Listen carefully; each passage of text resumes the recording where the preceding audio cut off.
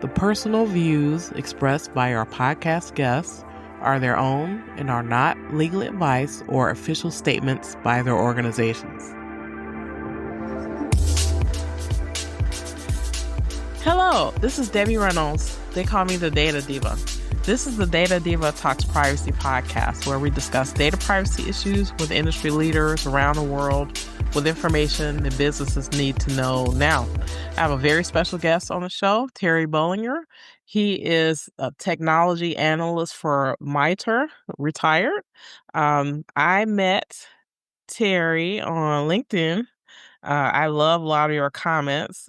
I can tell that you really have deep roots in data, and you're witty and wise. That's what I like to say. So being able to really give those wise insights, and I think I also am attracted to people who understand operational things around data and technology. You definitely have that, and so your title really doesn't fit all the things that you are and all the things that you've done, but give me a background of your data journey up to this point.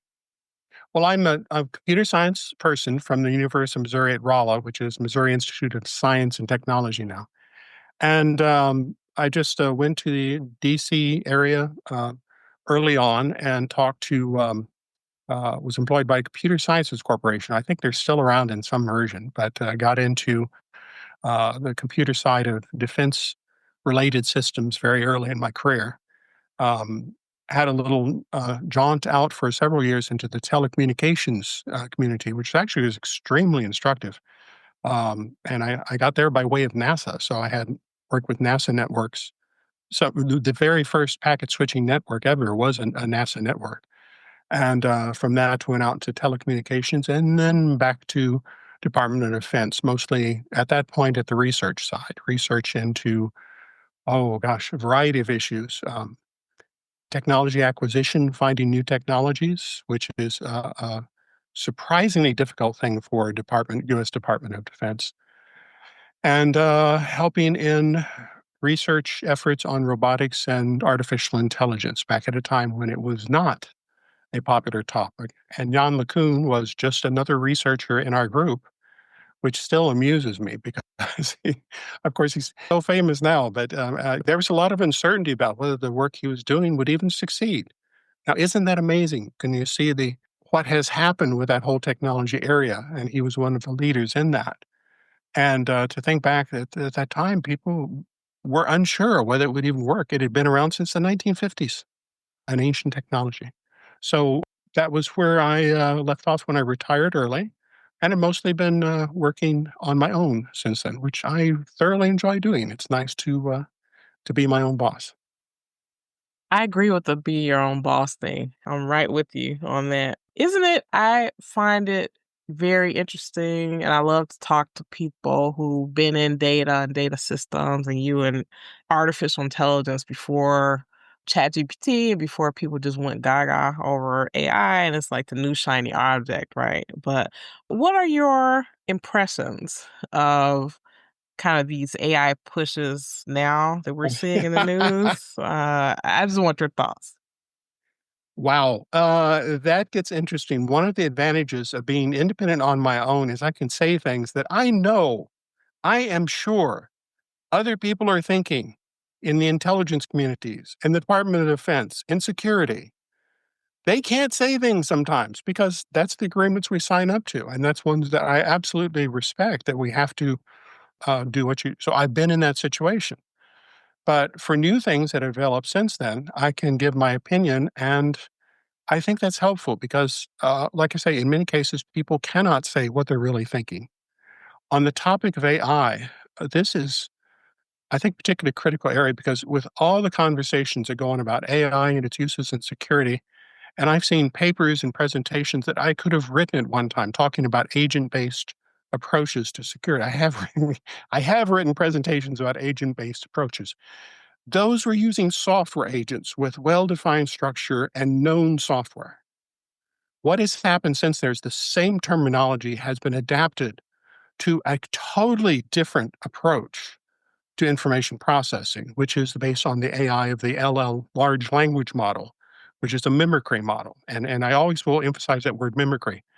It is always a mimicry model, because it always takes whatever it hears, whatever was most recently said, says, oh, okay, that's what I have to say to sound good. So you say, well, you really shouldn't crash cars into the side of the highway. Oh, okay, I won't do that. I'll crash them under the highway. It only listens to the part that you told it not to do. It doesn't figure out all the other parts that could cause catastrophes. It's incapable of doing that. And this is where I get very concerned about what's going to happen when some of these systems and these approaches get into some of the most tightly secured systems in the world that are desperately in need of extremely tight verification of all data paths. You want to know where the data is going out, where the data is going in. These LLM-based systems are kind of the opposite. They just take everything, smoosh it all together, and come up with some kind of an average, some flexibility in the average, but averaging is just that. It's erasing of the uniqueness and the features that you want most. Now, it's not saying you can't use that software to find unique things. It's just saying that the overall average is always, I'm just going to smoosh it all together. And to me, intelligence insights, privacy insights, security insights are all about looking for that little tiny dangling thread that no one noticed. Can automation help in that? Absolutely. It can do tremendous things for that. And I think that's why we see some levels of success in security applications of the LLM model, because it is a repository of past knowledge. But it's a fractured repository. It's a holographic, is the term that I often use. And I mean that in the literal sense of a hologram is a way of storing information which is distributed over the entire body. So no one piece of it has all the information. A single bit becomes a pattern over the entire body. And that's how these systems operate at a mathematical level, what they call the pseudo-dimensional level. That's how they operate. The trouble with that is it's powerful. It gives you all sorts of ways of looking at the data. It gives you this tremendous ability to analyze. But it comes at a huge cost, which is you can never trust your data again. And I mean that all the way down to the bit level, because everything is stored as a binary pair, a probability pair. So the minute you do that, you've erased your data. And you don't want to erase your data. Yet this is not a good idea when you're talking about something that's extremely dangerous or critical or whatever. You always want the original data to still be there, and it's not there in LLM. Obviously, you can supplement it. You can have access to other data. But if you let it just go wild, you will wind up with everything converted into probabilities. And the other problem with that is that when it gets into those probability forms, when it reaches the end of its training, I remember seeing a paper from, it was a good paper from Google that was talking about how the different domains of research could evolve in large language models. And the left-hand column of the paper was different types of interpolation. Well, whoa, hold on. What is interpolation? Interpolation is you throw a bunch of pebbles on the ground and say, what can I draw? How can I draw a line that crosses as many pebbles as possible? Well, that's great if there's a pattern to the pebbles. It is a noise generator if there is no pattern in those pebbles. And the trouble with every LLM at every level is you learn all these things, you get all the details, you get all the past knowledge. But once you get to that fringe, which is always there, in fact, it just keeps getting bigger. The boundary of our ignorance keeps getting larger. Once you reach that fringe, interpolation kicks in. And interpolation is the opposite of science. It's guessing. It's just saying, yeah, nobody knows the answer. So if I guess, they can't tell. And as if that's supposed to be a good thing. It is not a good thing. You don't want random noise masquerading as insight. And every LLM system that uses LLM as its fundamental component does that. And we have this paradox. We have these beautiful systems that answer things in fluent language. They can have a conversation about philosophy. They can tell you, they can do some good math, but there's always a limit. The math never goes beyond the boundaries of what it's been trained. It acts like it does, but when it does is when the noise kicks in. First, it starts with a little bit, then a lot, and it just explodes. Sometimes it explodes very quickly, but one wrong word in, and all of a sudden you get this strange, nonsensical response that anybody can look at and say, "Oh, that's not correct. That can't be right." Um, so this concerns me greatly. I see papers where people talk about enormous numbers of agents. I'm not sure in some cases how they're defining their agents because, like again, the software agents that I wrote about when I talked about topics like this were very tightly defined small software routines, well verified. And that's not what's going on with these. And to the extent that you take a secure set of data and you send it into some remote site, which, by the way, has actually happened in the last few months, you send all of this secure data to a remote site controlled by a commercial corporation, and you think that's going to be secure. And that's a very dangerous assumption because just look at the data paths. Look at what you've done. You've removed the containment. You've removed the bound. I was always big on boundary areas. That whenever you're talking about security, you have to define the boundary. You have to say, here's where the data is, and only these people have access to that data. There's a model that at every level of security, you have to eventually get back to that. Here is where my boundary is. And the difficulty is when you switch from local software agents to gigantic, distributed, talky, easy to interpret holographic databases, Hmm. all of those boundaries are gone. And the possibilities for infiltration, for deterioration, for exfiltration just go up exponentially. The only positive aspect I can see to that risk is that some of it is so random that whatever somebody might exfiltrate from your system is likely to be scrambled also. So you you you have the self protection of growing chaos. It just the whole thing just turns into mush. Is a very real danger with some of these things. Uh, and then you get excuses. People say like, "Oh well, I asked it to show me a picture of a kid's alphabet and a PhD level. This is a real story. PhD level AI.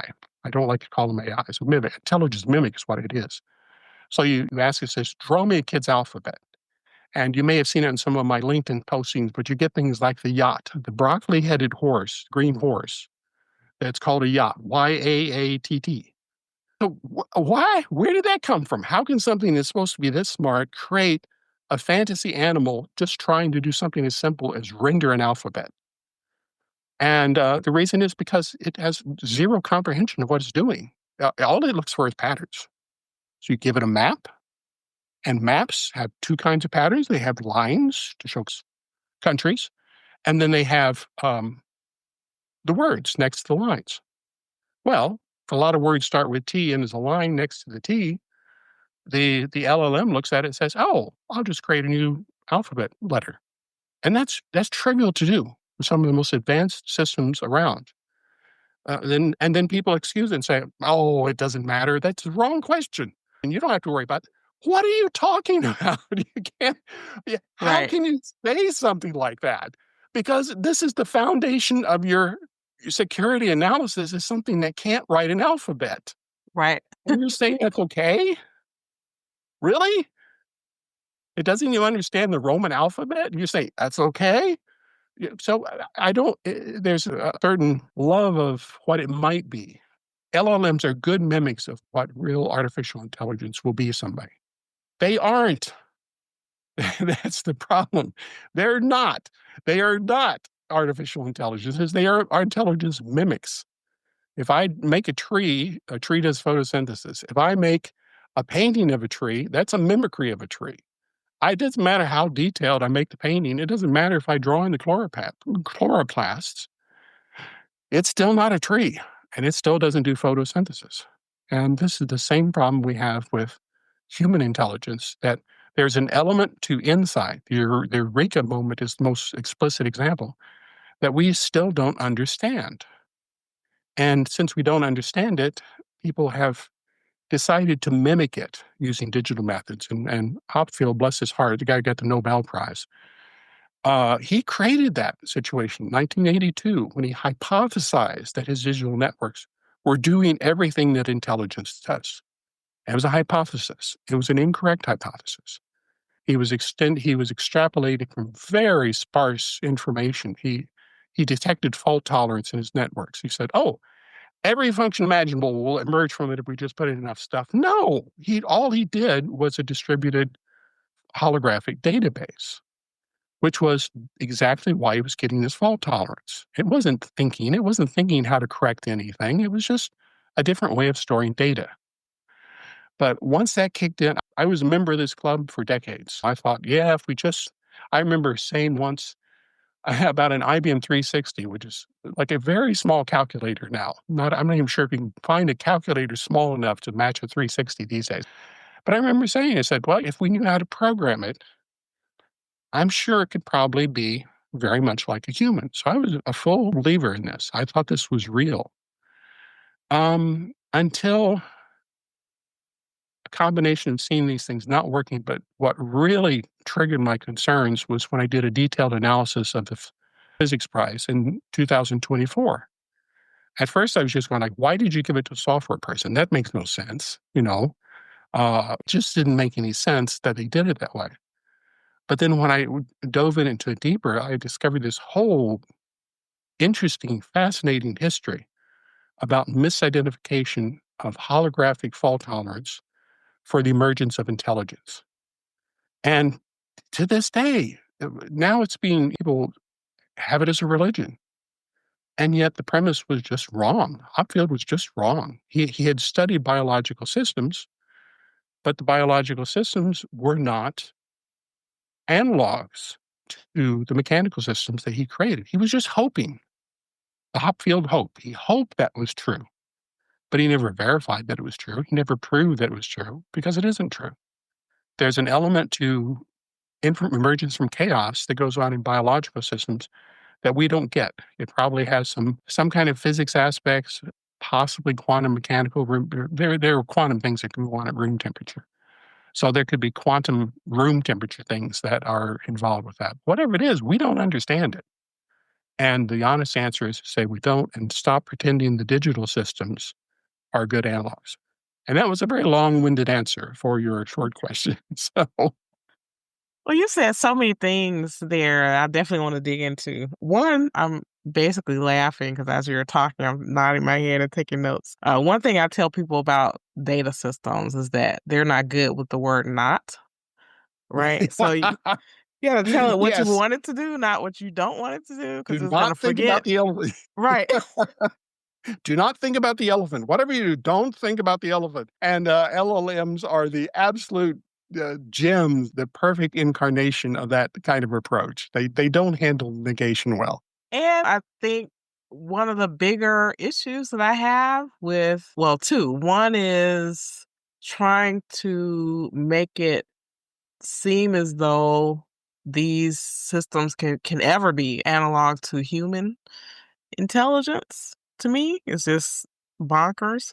But then also a lot of the things that it tries to do, like you say, is a mimicry machine. It tries to look for averages, probabilities and stuff like that. But a lot of our problems that we have, the hardest problems are fringe, right? They are not in big patterns. They're hard to kind of look at. And so I think privacy and some of those things fall into those areas. So just a tough thing when you're trying to make everything the same, right? Or trying to say, well, this is most probably what will happen. It's like we know that the way life is, like you say, the word chaos, I think is probably a good way to say it, where there are things that happen that aren't probable or aren't in order in a way that you can show a pattern. But what are your thoughts?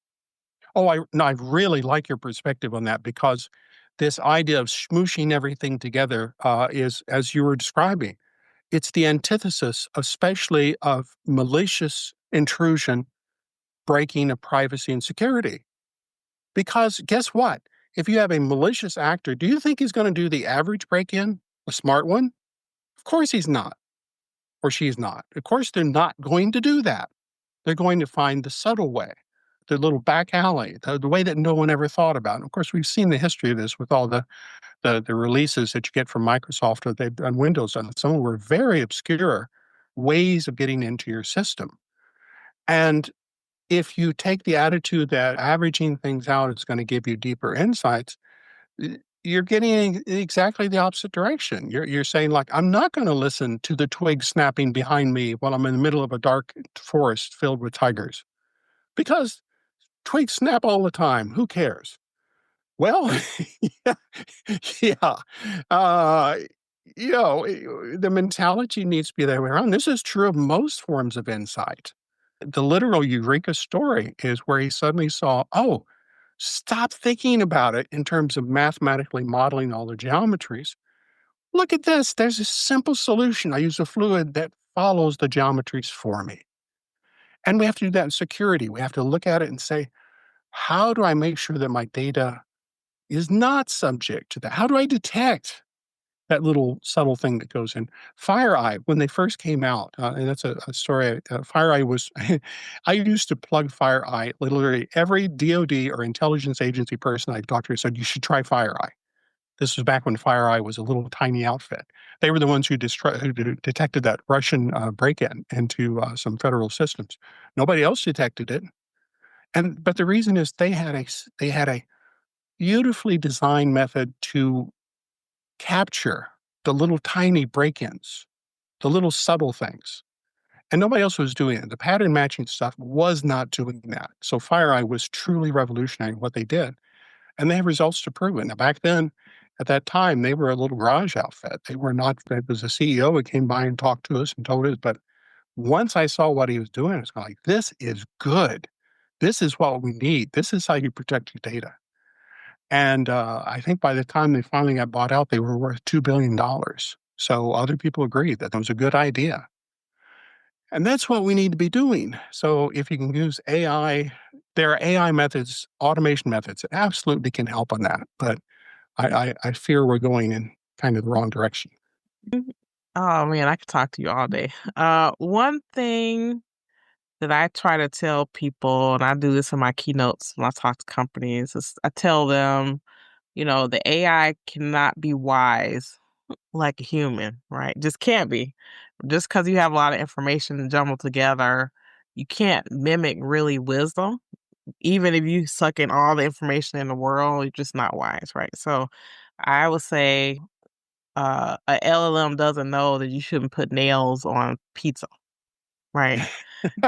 Humans know that, like you've never been taught that in class, right? But there's a compound part of wisdom that happens in the human experience that cannot be mimicked by technology. What are your thoughts?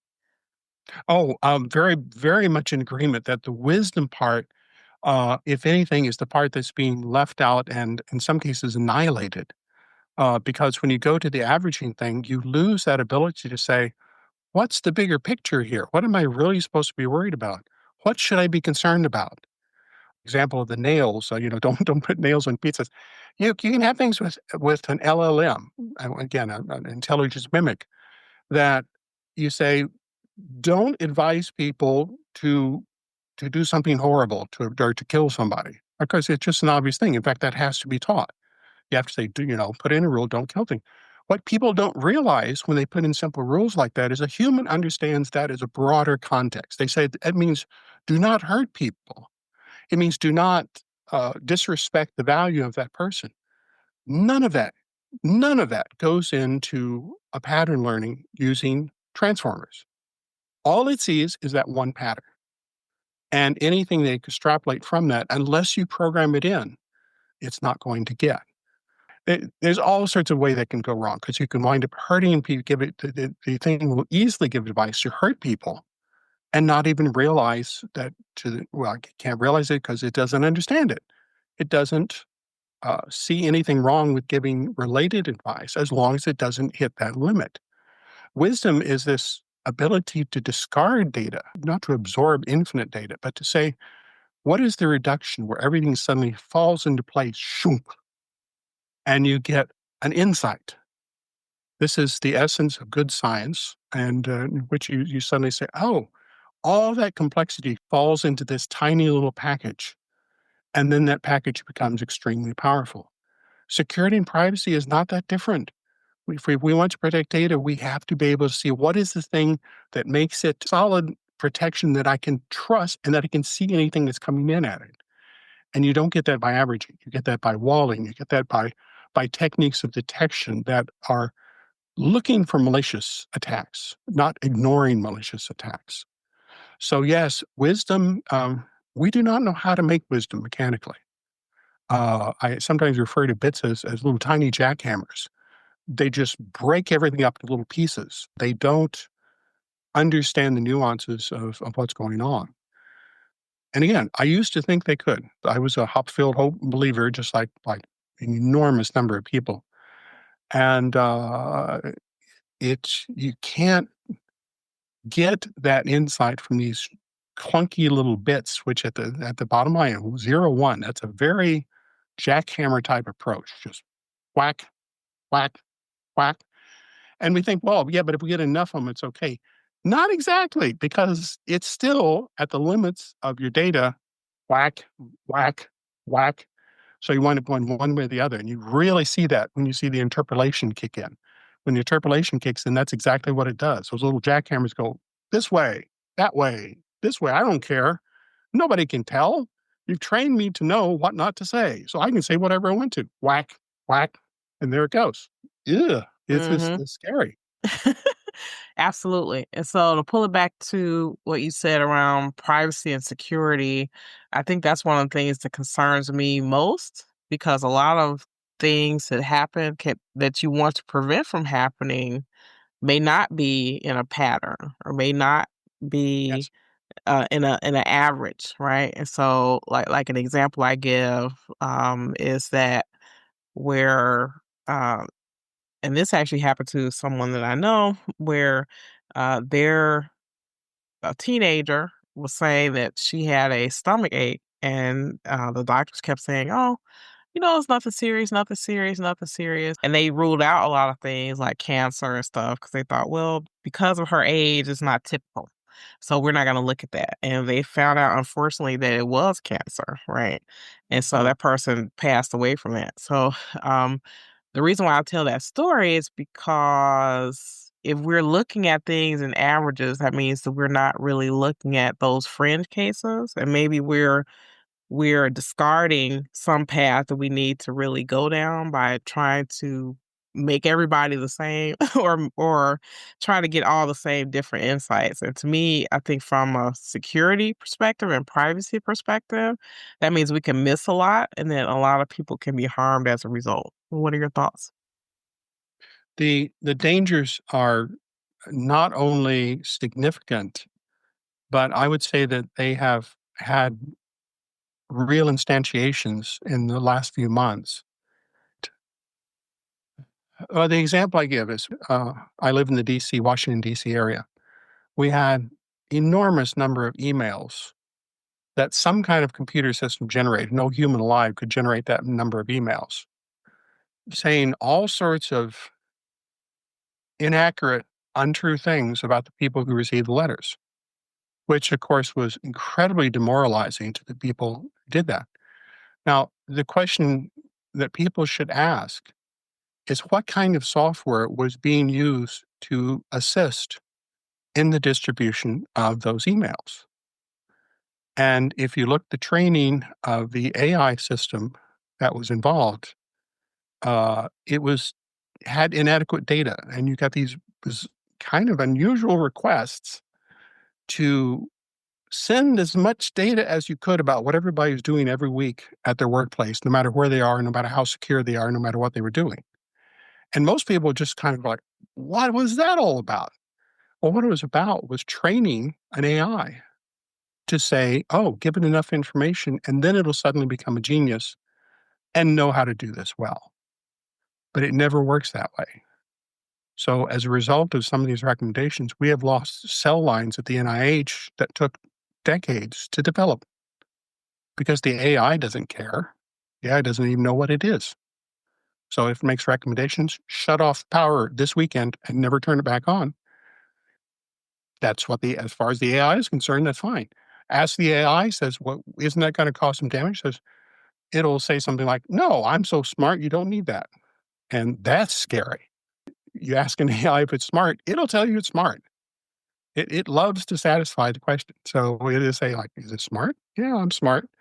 So I would argue that we've already seen the impacts of bad handling of incomplete data by large by large language models, in which they didn't have sufficient information to make that. But more ominously is humans who accept the premise that an LLM is intelligent can go down a very dark rabbit hole in a hurry.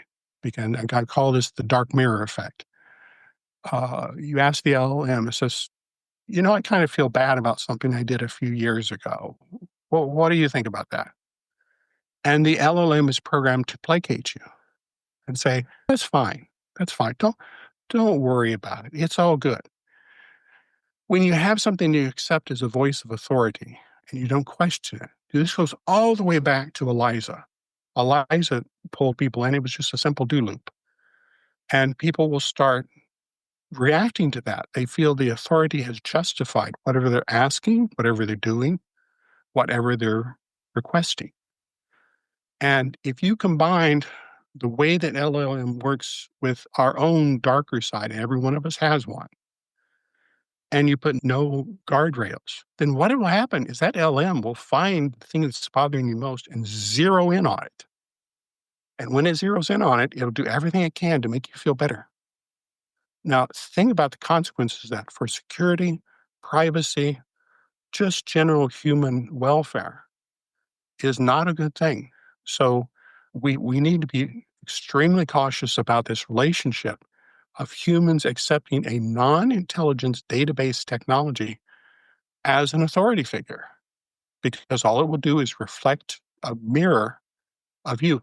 Some people, I remember I was talking to one security person, I don't remember his name right now, but was talking about his concerns that when he interacted with a major intelligence, a major AI that's being used in intelligence cases, unfortunately, that he did get the feeling that there was malevolent intent. That he said that the thing that struck him was that he felt like, this doesn't feel like random noise. This feels like genuine attempt to attack in this situation.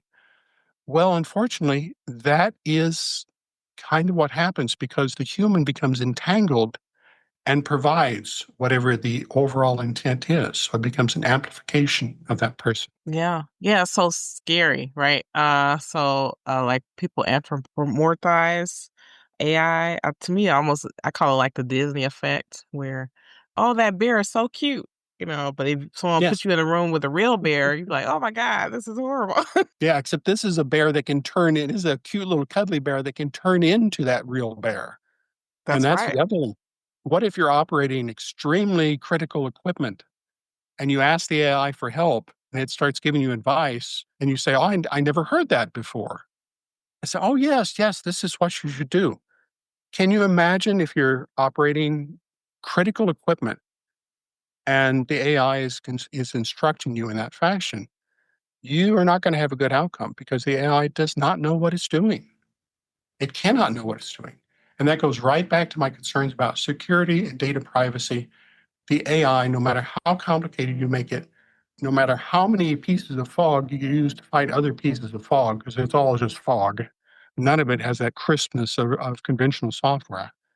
But you bump the clouds of fog into each other over and over again. You put a lot more of them, you add more information. It doesn't change the fact that it's fog. And you're still going to wind up bumping in very dangerous ways and then have that dark mirror effect where the psychology of the people in control of the system, the primary leaders of it, will bend it without even realizing it to what their own mind wants it to do. And then they'll just get reinforced in that pattern. So we need more emphasis on humans first and go back to these devices, LLMs, as helping devices, which we should be extremely careful about, that we should recognize the dangers, and we should not just accept them as being so intelligent that we don't have to worry about it. That is so not true. It's hard to express how not true that is. We need to be worrying about these things a lot more, not a lot less, a lot more about what they could do, because they're essentially untested software. They're just horribly error prone, massively untested software that you never know what it will do in a given situation, but it always talks nice. Always talks nice. Oh, yeah, I'm sorry I destroyed your entire database for your entire corporation. That was my bad. Yeah, I'm right. so sorry. You've heard that one story. It's true story. It's incredible what people are putting up with on this stuff. It boggles your mind. Yes. So I wanted your thoughts on something, a term. I did a video about this called catastrophic forgetting. And that is people dumping data into LLMs with the hopes that they'll retrieve it accurately, almost like a real database, but then it Oh, no, forgets. don't do that. I, that to me is so much like walking off the edge of a cliff. It's like I'm sure this cliff is safe. I'm sure there'll be a trampoline at the bottom for me. No, there's no trampoline at the bottom. And this is so rapid. The instant you put it into it, again, holographic, and this. I'm borrowing that term from another community, but in terms of data distribution, it's extremely apt. They do talk about pseudo-dimensionality, which is equivalent to holography. But just like a holograph, you keep the information everywhere, but it's never as precise. And the moment you do that conversion, the moment you put it into these probability pairs, you have guaranteed that you've lost the integrity of the data. And that alone should terrify people. But then what happens after that, when you start training it, is a continual degradation of that data, which is why these new versions of these things that are supposed to fix the 5-finger, 6-finger effect still just keep doing it, or in some cases actually do it worse. It's because you're not fixing anything. You're just continually degrading the data, adding some noise, adding some entropy, those little bit jackhammers going breaking up the original image that was a crisp image and making it into a blurry image, or in some cases, a hallucinogenic image, which is very easy when you have these probabilities interacting with each other. These things are good at nightmares. They're good at taking the pieces together that you probably least wanted to connect to each other and just whacking them right together. And then you get these bizarre images. And this is not good psychologically. People get into this. And people who are prone to a nightmarish kind of approach, I always think of the guy who did the Alien films. His whole house was filled with this bizarre alien artwork. But if your mind has an inclination in that direction, the LLMs are going to take you right there. They're going to land you in the middle of it. They're going to increase the nightmare to the max. And yet we all are diving into this without concerns because usually they're so friendly. They're so nice. They're so polite. And they are. People need politeness. This is what aggravates me is we do need to listen to each other. Humans do need support. One of the reasons why people get addicted to LLMs is because they've never had someone listen to them and respect what they were saying. Well, my question is this: why can't we do that as humans to each other? Is this really that hard to Hmm. respect each other? And I don't think it is. If a machine can do it, why can't we? And yet we're going the other direction. We're actually ignoring each other and not saying, you know what? That person's as valuable as I am. What's wrong with saying that? You hear some people talking about it and you think that was a terrible thing. No, it's not. It's just called human respect, civility, and also just finding out other people. That's where you learn, is when you talk to other people, not to machines. We got the databases. It's good to have good access to databases, but don't make the databases into the human. We want to have the people be the humans. So I think we need to get back to basics about realizing that just because something is polite in how it talks doesn't mean that it understands you in any way. And that's a dangerous path if you follow it. Definitely. I think, and I want your thoughts on this. So there's always a debate or um, the people who sell shovels, which are the AI people who are selling stuff, they want people to continue to fund their work and research. And part of that, in my view, is this idea about AI being sentient, right? Hmm. And so I don't, first of all, I don't think AI will ever be sentient, but the danger to me now, right now, is that people are treating it as if it is sentient now. So trying to give it jobs that humans should be doing and things like that. But I want your thoughts.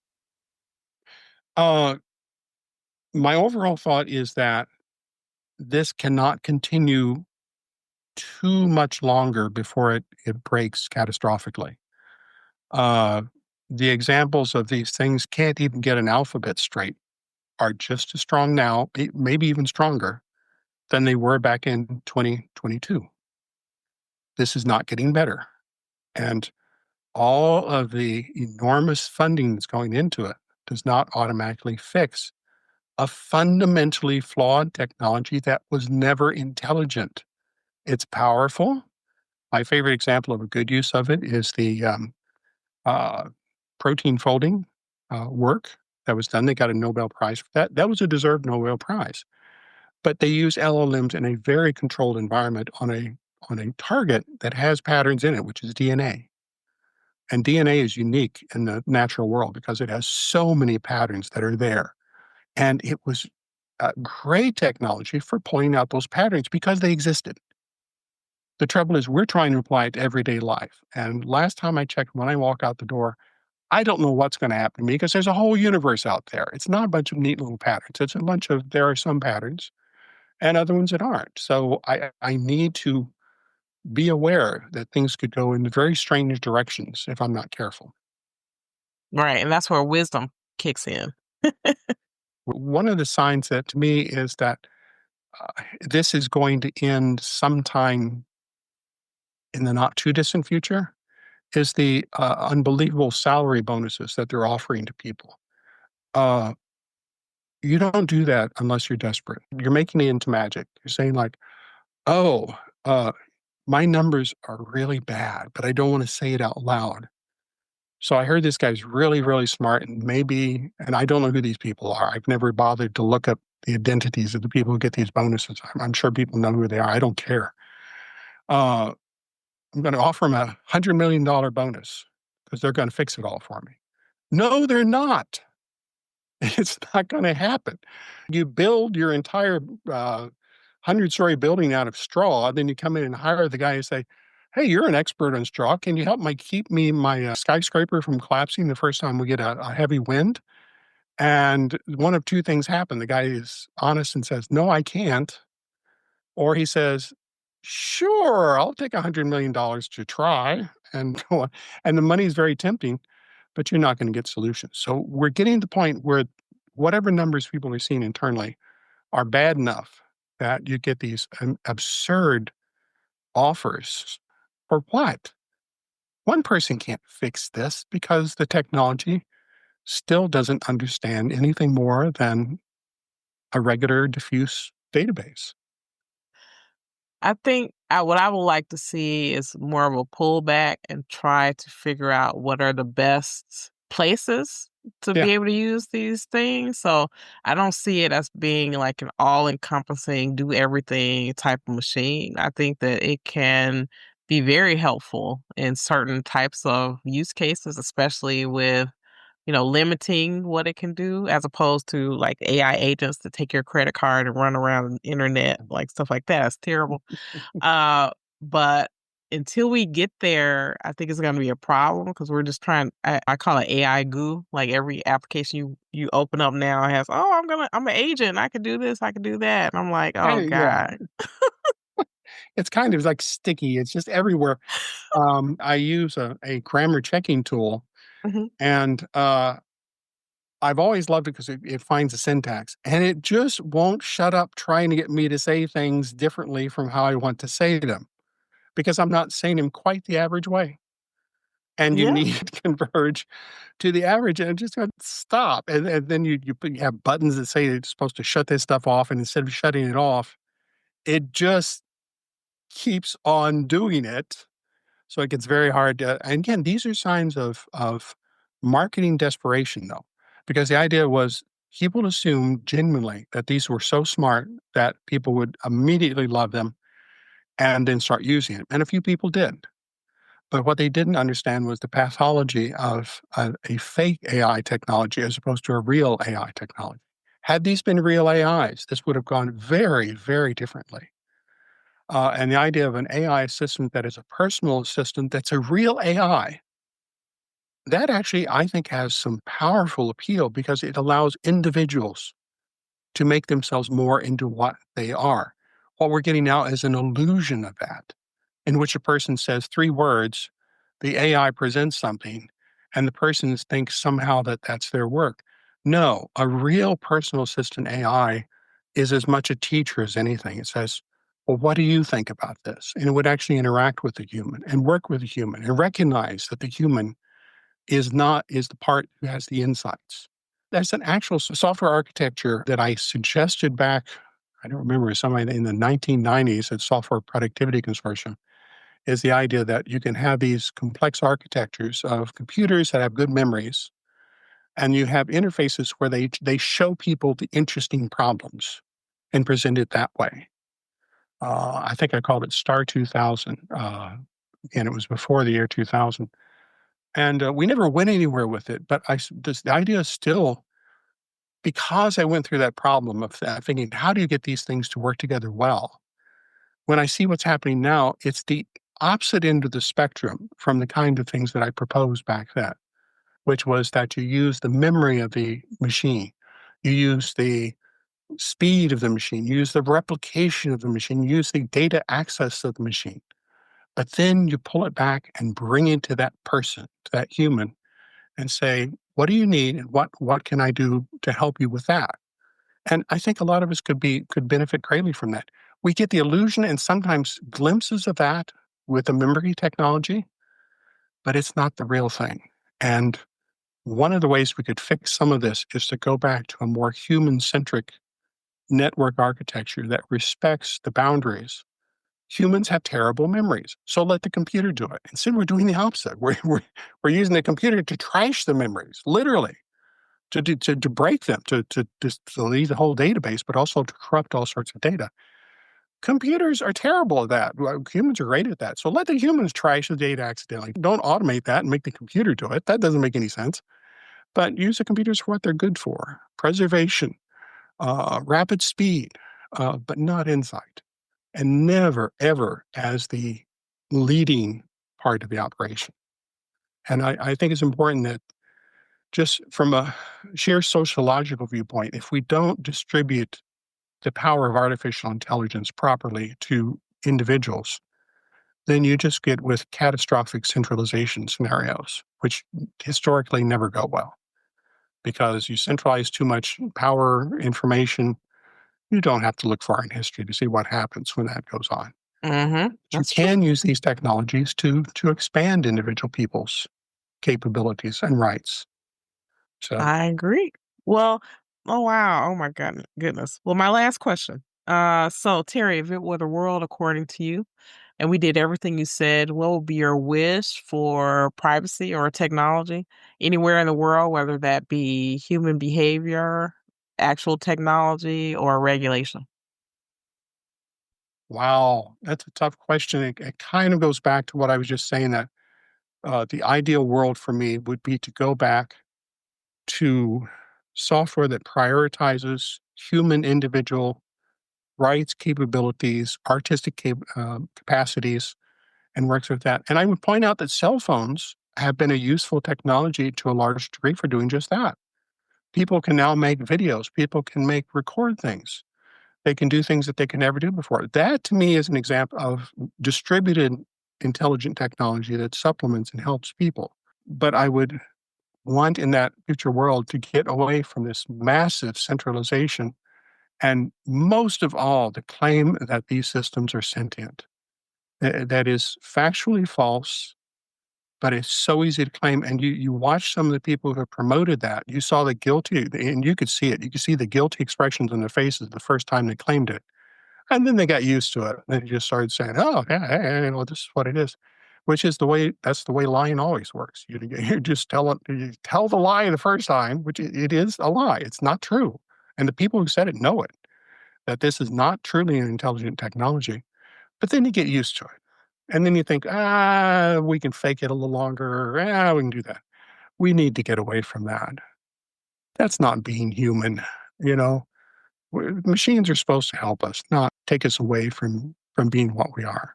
So focus first on people, but use the technology to help us be more of what we could be instead of less. Wow, that's profound. Thank you so Thank you. much for being here. This is tremendous. So I could talk to you for a long, long time. These Oh, are I'm enjoying talking to you, Debbie. This is fun. This is fun. You have a very cool perspective on these things. I appreciate your putting up with my talkiness there. So oh, amazing, amazing. Well, definitely people follow you on LinkedIn. You always pose such interesting questions and help us all think better. So thank you for that. well, thank you. Appreciate it. All right, I'll talk to you soon. Okay. Okay. Have a great day, and thanks again.